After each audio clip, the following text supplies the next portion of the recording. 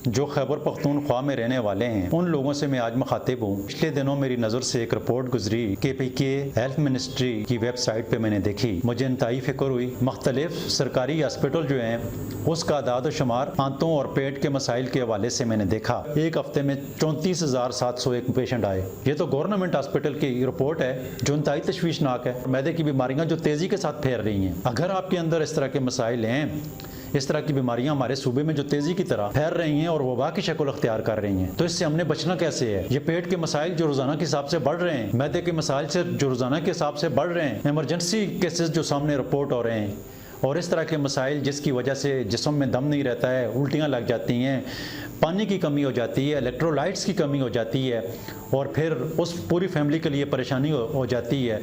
जो शख्स इस बीमारी में मुब्तला कर हो जाता है तो कम से कम एक हफ्ता जो है वो काम नहीं कर सकता है। अगर कोई मजदूर इस तरह बीमार होगा तो वह एक हफ्ता काम नहीं करेगा तो उसका चूल्हा कैसे चलेगा। इसकी जो सबसे बड़ी वजह है वो आलूदा पानी है। जो दूसरी वजह है वो गैर मयारी खुराक है, और जो तीसरी जो सबसे बड़ी वजह है वह आलूदगी है, सफाई का नाकिस इंतज़ाम है, जिसकी वजह से हम पेशावर में रहने वाले लोग रोज़ाना बीमारियों में मुब्तला होते रहते हैं। बहुत सारी बीमारियां जो पेट से रिलेटेड हैं उनमें मुब्तला हो जाते हैं। हमारे बच्चे जब स्कूल में जाते हैं तो वहाँ पर एक ही बैतुल खला होता है और उसमें उस बैतुल खला को हज़ारों बच्चे इस्तेमाल करते हैं। तो बच्चों के वालिदैन के लिए ये मेरा पैगाम है, अगर आप अपने बच्चों को ये आगाही दे देंगे कि जब भी आप बैतुल खला से निकलें या ख़ासकर जब भी स्कूल में जाएं तो बैतुल खला से निकलें तो हाथों को अच्छी तरीके से सैनिटाइज़ कर लें, साबुन हो तो साबुन से मल के हाथ जो है वो अच्छे तरीके से धो लें। तो ये अवेयरनेस हमने अपने बच्चों को देनी है।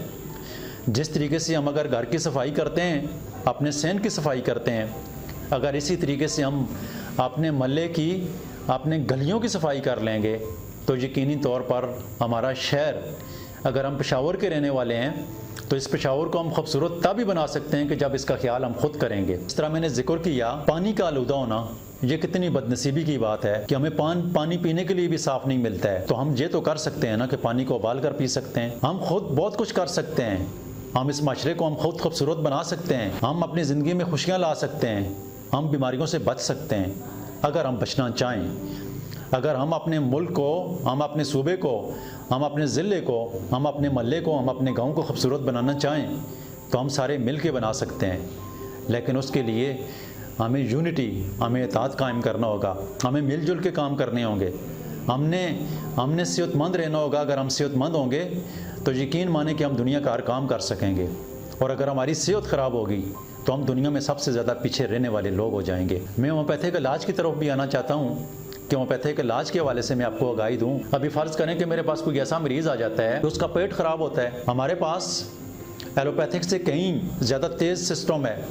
डायरिया अगर किसी को लगा होता है तो मैं अक्सर अपने मरीज़ को LOCM की एक डोज दे देता हूँ, तो उस एक डोज से भी मरीज़ 5 सेकंड के अंदर अंदर उसको रिलीफ मिल जाता है। इसी तरह अगर किसी मरीज़ को उल्टी लगी हुई है, उल्टी नहीं रुक रही है, तो उसका इलाज भी हमारे पास ऐसा ही है। उसकी जिस्मानी कसफियत को देखकर, उसके सिम्टम्स के मुताबिक उसको एग्जैक्ट मेडिसिन मिल जाती है, तो वो 5 सेकंड के अंदर अंदर उस मरीज़ को रिलीफ मिल जाता है। अगर आपको पेट के हवाले से, अगर आपको मैदे के हवाले से इस तरह की एक्यूट प्रॉब्लम है तो टेंशन लेने की ज़रूरत नहीं है। ना आपको किसी ड्रिप लगाने की ज़रूरत होगी, ना आपको किसी इंजेक्शन लगाने की ज़रूरत होगी। आप कोशिश करें कि अपने नज़दीक तरीन होम्योपैथिक के अच्छे डॉक्टर के पास जाएं। इंशाअल्लाह अज़ीज़ आपको फौरी रिलीफ मिलेगा। हमारे पास इसकी बड़ी अच्छी मेडिसन है, जैसे कि लाइकोपोडियम है, जैसे कि रेफानिस है, जैसा कि नेक्सोमिका है, जैसा कि एलोज है, जैसा कि अर्सिनकम एल्बम है, जैसा कि कार्बोवेज है, जैसा कि लाइकोपोडियम है। इस तरह की बहुत सारी जो मेडिसन हैं, जो इंडिविजुअल मेडिसन हर इंसान की, हर मरीज़ की होम्योपैथिक में अलग से उसके सिम्टम्स के मुताबिक स्पेसिफिक मेडिसिन होती है। अगर आपको इस तरह की तकलीफ़ है तो आप बिल्कुल भी घबराएं ना। आप एक्यूट मर्ज़ में मुब्तला हैं, और अगर आप मेरे नज़दीक तरीन पेशावर और या पेशावर के गिरदनवा में कहीं नज़दीक तरीन रहते हैं तो आप मेरी क्लिनिक में विज़िट करें, या अपने नज़दीक तरीन होम्योपैथिक डॉक्टर के पास विज़िट करके फौरी इन बीमारियों से रिलीफ हासिल करें। जो एक्यूट बीमारी होती हैं, जो ताज़ा बीमारियाँ होती हैं, जो 1 दिन 2 दिन या 3 दिन या 4 दिन की बीमारियाँ होती हैं, या आपको नॉर्मल टेम्परेचर हो गया तो उसका आप होम्योपैथिक का इलाज ये करेंगे, एक तो आपको फौरी रिलीफ मिलेगा, और दूसरा आप बहुत सारे ख़र्चे से बच जाएंगे। साइड इफ़ेक्ट से पाक मेडिसिन आपको मिल जाएगी। तो अपनी सेहत का ख्याल रखें। मेरा आपको ये पैगाम है कि आप अपनी सफाई का बहुत ज़्यादा ख्याल रखें, अपने महल्ले का बहुत ज़्यादा ख्याल रखें, आलूदगी से और डस्ट से बच कर रहें, पानी हमेशा उबाल कर पिएँ।